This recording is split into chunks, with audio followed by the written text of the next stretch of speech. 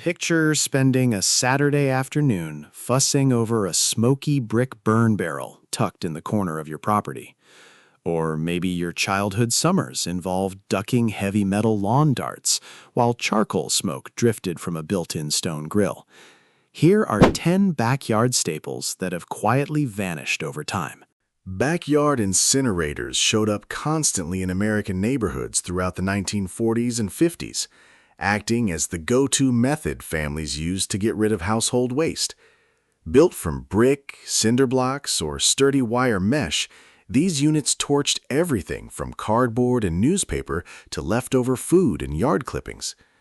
Long before curbside trash pickup became standard, watching smoke rise from nearly every yard on a weekend morning was just part of everyday suburban rhythm.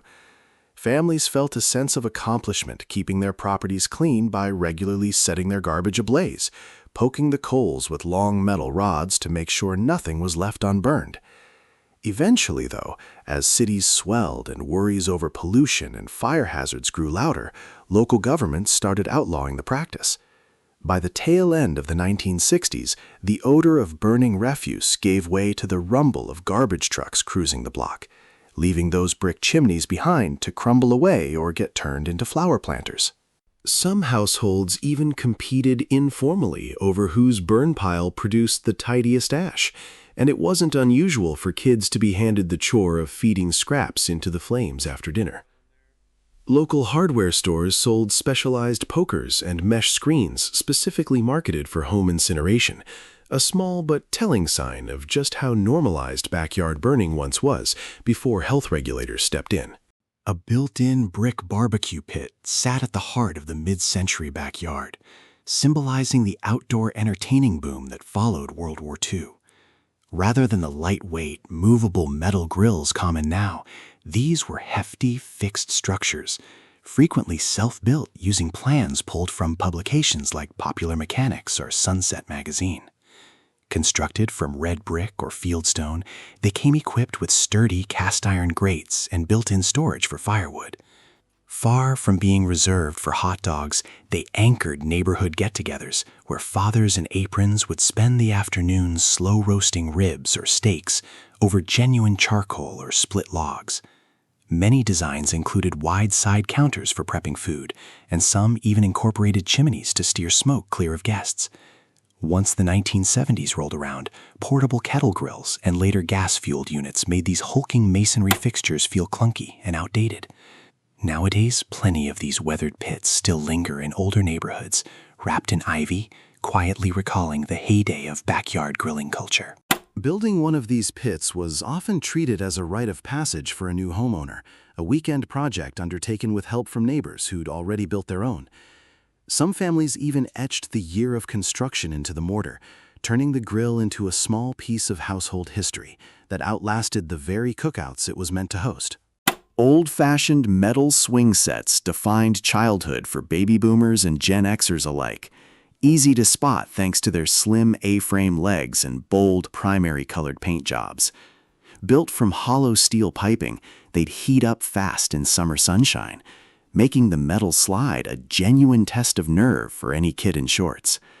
Unlike today's plastic and wood play structures built around cushioned falls, these older metal sets were typically staked straight into dirt or grass with basic metal anchors. A common setup included a two-seat glider, a trapeze bar or set of rings, and that unmistakable squeaky creak that carried through the neighborhood as kids tried pumping hard enough to lift the frame's legs off the ground. Eventually, the paint would flake off to reveal rust underneath, and the chains had a habit of pinching fingers if you weren't paying attention. By the 1990s, these wobbly steel frames had mostly given way to safer, more elaborate wooden playsets with plastic add-ons and cushioned rubber mulch below. Catalogs from the era, like Sears' famous holiday wish books, often featured these swing sets prominently, turning them into a symbol of suburban prosperity that many parents saved up all year to afford. Losing one wasn't just about safety standards changing. It also marked the end of a shared, almost universal childhood landmark that every kid on the block seemed to have in their yard. The rotary clothesline, best known by the Hills Hoist name, used to be a near-essential backyard fixture. representing an era when sun-dried laundry was simply the norm.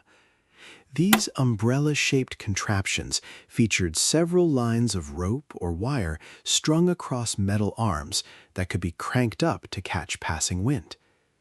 Come laundry day, backyards would fill with billowing white sheets and colorful garments fluttering in the breeze as the hoist gradually turned. It demanded a bit of skill, too, knowing the right clothespin technique, timing the wash just right so everything dried before afternoon showers rolled in. Kids, meanwhile, treated the rotary line like a homemade merry-go-round, spinning around it until the laundry ended up in a hopeless tangle. The spread of automatic dryers later in the century, paired with homeowners associations banning visible laundry lines, eventually pushed this once iconic fixture into decline. Some folks still swear by the crispness of air-dried sheets, but a spinning hoist loaded with wash has become an increasingly rare sight. In many households, laundry day doubled as a social occasion, with neighboring housewives chatting over the fence as they pinned up sheets side by side. The clothesline also served as an unofficial neighborhood bulletin board of sorts. A full line meant a busy household, and an empty one might spark a bit of friendly gossip about who was away or behind on chores. Buried trash cans were an ingenious, if now mostly forgotten, way to keep backyards looking neat and hide unsightly garbage from view. The setup involved a heavy metal cylinder sunk into the ground, usually close to the back door or patio edge, topped with a foot pedal lid sitting flush with the surface. Stepping on the pedal popped open a heavy iron lid, letting you toss trash into a removable galvanized bucket hidden below ground. This kept neighborhood raccoons and dogs from rummaging through the garbage and stopped wind gusts from tipping cans over and scattering litter across the lawn. Maintenance was tricky, though. Metal buckets eventually rusted out, and the buried pits often filled up with water or dirt. Once wheeled plastic bins became standard for municipal collection, these sunken units got filled with concrete or simply paved over. Plenty of homeowners today stumble across a strange metal circle buried in an older yard, with no idea it once served as cutting-edge mid-century waste disposal tech. These in-ground units were sometimes advertised as the height of modern convenience, promoted in home improvement magazines as a must-have upgrade for any tidy backyard. Ironically, the very feature meant to hide mess from view ended up creating a maintenance headache of its own, which is likely why so few homeowners bothered replacing them once they wore out. Victory gardens defined the American backyard landscape during World War II, as countless families converted their flower beds into vegetable plots. Pushed by government campaigns to stretch food rations and lift public spirit, these gardens sprang up practically everywhere, tiny city lots and expansive suburban yards alike. At their height, more than 20 million victory gardens dotted the United States, growing close to 40% of the country's vegetable supply. Cultivating tomatoes, beans, carrots, and potatoes turned into a shared neighborhood effort, with people swapping seeds and gardening tips over back fences. Once the war wrapped up, the pressure to grow food at home faded, and America's fixation on the flawless green lawn started taking over instead. Vegetable plots gave way to thick carpets of Kentucky bluegrass, and backyards shifted from spaces meant for growing food to spaces meant purely for relaxing. Home gardening has made something of a comeback lately, but that specific wartime cultural moment remains a distinct slice of 1940s American history. Schools and community groups often organized children into garden armies, teaching kids how to plant and harvest as part of the larger war effort, which gave an entire generation hands-on farming experience most had never had before. Magazines and newsreels praised the Victory Garden as proof that everyday citizens could contribute meaningfully to the war, turning a simple vegetable patch into a genuine point of national pride. Concrete lawn ornaments ruled backyard style throughout the mid-1900s, lending gardens a playful and sometimes campy personality. None became more iconic than the pink flamingo, created by Don Featherstone back in 1957, which quickly turned into a cultural sensation and shorthand for suburban flair. Beyond flamingos, yards often hosted chunky concrete gnomes, deer figures, and the ever-popular donkey and cart planter stuffed with marigolds or petunias. Ornate concrete bird baths were also common, often set up as a centerpiece to draw in local birds and wildlife. Built to endure, These ornaments were cast from solid stone or cement, aging gracefully with moss and weathering over the decades. As garden design leaned towards sleeker, more natural looks throughout the 80s and 90s, these bulky statues often got pushed to the yard's back corners or sold off at estate sales. Spotting an original set of concrete flamingos or a weathered gnome today feels like glimpsing a 1950s postcard come to life. Owning a full set of these ornaments was once considered a genuine status symbol, with some families proudly displaying dozens of figurines arranged like a miniature outdoor gallery. Collectors today actively hunt down original mid-century pieces at flea markets and estate sales, paying surprising sums for authentic vintage flamingos or gnomes with their factory original paint still intact. Lawn darts, frequently sold under the Jarts brand name, were a beloved but risky backyard pastime that peaked throughout the 70s and 80s. Players tossed heavy, metal-tipped darts fitted with plastic fins toward a plastic ring laid out on the grass. Unlike today's soft-tipped versions, the originals were engineered to stick into the ground and stand up straight, meaning they had to be weighty and sharp. Families would spend entire summer afternoons competing at backyard cookouts, the thud of darts landing in turf becoming the background rhythm of the day. Eventually, though, the obvious danger of tossing sharp, weighted spikes overhead led to a wave of injuries, and after sustained safety pushes, the Consumer Product Safety Commission banned lawn dart sales nationwide in 1988. That ruling turned the game into a relic of a looser, less regulated time, with most original sets either destroyed or shoved into attics.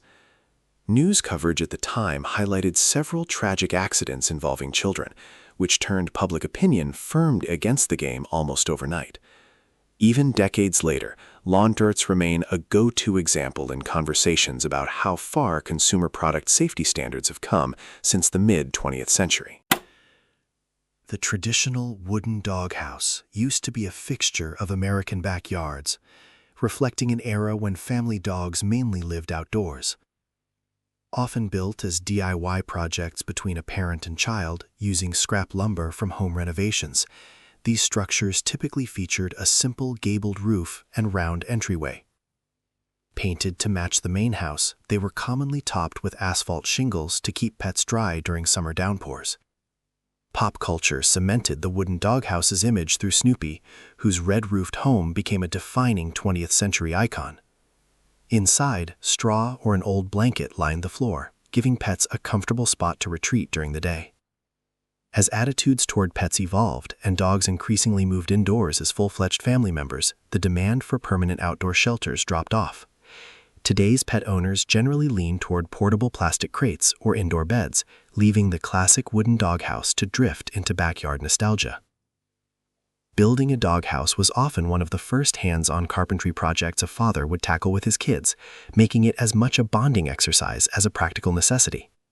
Some families got quite elaborate, adding little porches, shutters, or hand-painted nameplates, turning what was meant to be simple pet shelter into a genuine backyard showpiece.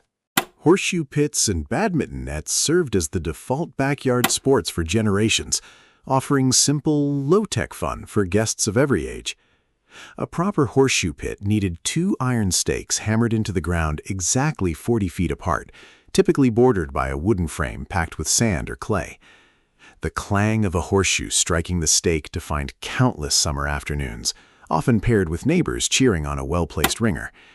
Backyard badminton was just as common, with a thin white net strung between 2 flimsy metal poles and that familiar thwack of racket meeting feathered shuttlecock. Neither game demanded much gear or a manicured playing field, making them approachable for practically anyone. Over time, these classic pastimes lost ground to newer trends like cornhole and spikeball, or simply got replaced by permanent pools and outdoor kitchens. You might still spot a horseshoe set gathering dust in a grandparent's garage, but the dedicated backyard pit has largely vanished from modern suburban life. Family reunions and 4th of July gatherings almost always featured an informal horseshoe tournament, complete with bragging rights that could last an entire year until the next rematch. Badminton nets, meanwhile, were cheap and portable enough that plenty of families packed them along on camping trips or beach outings, making the game a fixture of American leisure far beyond just the backyard itself. So, if you could bring one of these backyard features back, which would you pick? Drop a comment below and share your favorite memory of the great outdoors.